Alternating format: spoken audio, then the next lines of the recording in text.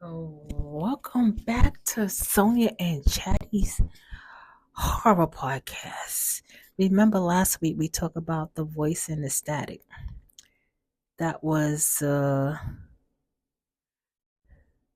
that was our first story. So y'all remember Emily Harper inherited an old radio from her late grandmother, a radio that wasn't plugged in yet somehow came to life. It whispered her name, then in front of her best friend Sarah, it spoke again. Four chilling words. Don't let her leave. So tonight Emily discovers that the voice isn't trying to scare her, it's trying to warn her. But every warning comes with a terrible price. The first warning. Sarah forced a nervous laugh. There has to be a speaker hidden somewhere. She walked towards the radio and examined it from every angle. Nothing. No batteries, no wires, no hidden electronics. Just old wood and silence. You heard it too, Emily whispered. Sarah nodded slowly. I did. Neither of them knew what to say. Finally, Sarah grabbed her purse. I'm going home. Tried to get some sleep. Emily hesitated. The radio said not to let you leave. Sarah smiled through her face half lost its color. Though her face have lost its color. And I'm not taking life advice from an antique. She opened the apartment door. Call me tomorrow. The door shut. Emily stood frozen in the hallway. Then the radio crackled. The whisper returned. Too late. Emily barely slept that night. By morning, she had convinced herself she was overreacting. She reached for her phone. 3 missed calls, 1 voicemail. Her heart raced as she pressed play. A trembling voice answered. It was Sarah's sister. Emily, there was an accident last night. Sarah's car was hit by a truck. She's alive, but she's in intensive care. Emily felt the room spin. That radio hadn't threatened Sarah. It had tried to save her. Later that afternoon, Emily visited the hospital.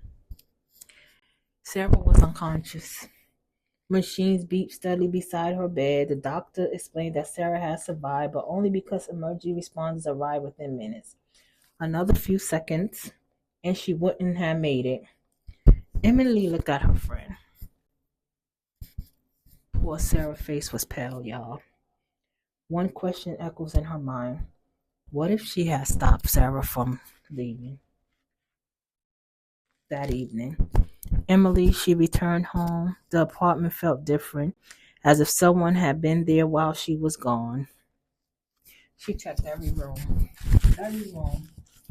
Then the radio switched itself back on.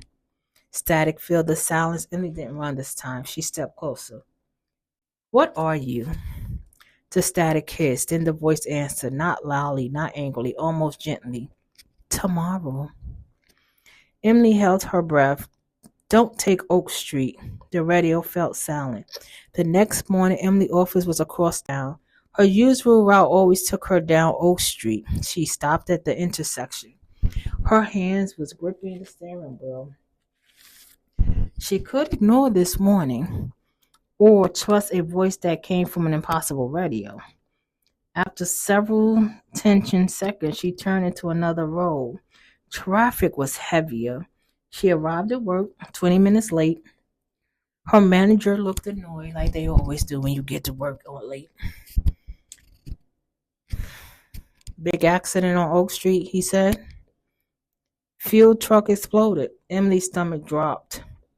She hurried to the break room television. The news show Twisted Metal, burning vehicles, emergency crew rushing through thick black smoke. The reporter spoke solemnly. Authorities confirmed multiple fatalities. Emily covered her mouth. If she had taken her usual route, she would have been there, exactly where the explosion happened. The radio had saved her life again. That night, Emily sat in front of the old radio. No fear, only questions. Who are you? Static. Were you my grandmother? Silence. Why are you helping me? The speaker cracked. Then a different voice emerged, older, weaker, filled with sorrow. Every warning has a course. Emily frowned. What does that mean? The radio gave no answer. Instead, The static slowly fade, leaving the apartment quieter than before. But deep inside, Emily knew this wasn't over. The radio wasn't simply predicting the future, it was leading her somewhere she was never meant to go. When someone or something knows tomorrow before it happens, the temperature to listen becomes impossible to resist. But what if everyone demands something in return? And what if the price is someone else's life?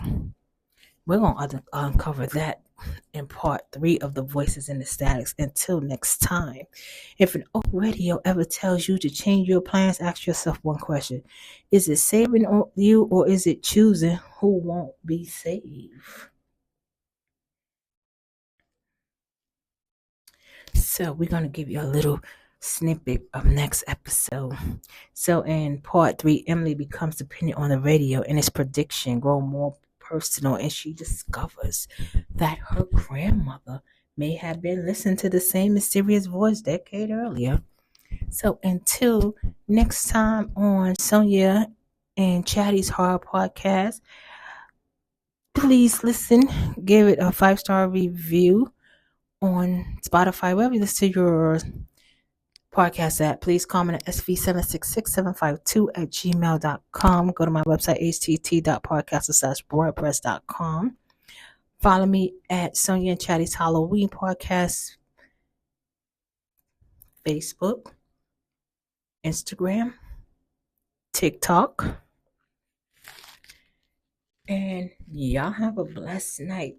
Come back for more of this horror of the night. It's like my favorite song when I go, nightmares of the night. Is it just your imagination or reality? Just keep telling yourself this make-believe. Nightmare.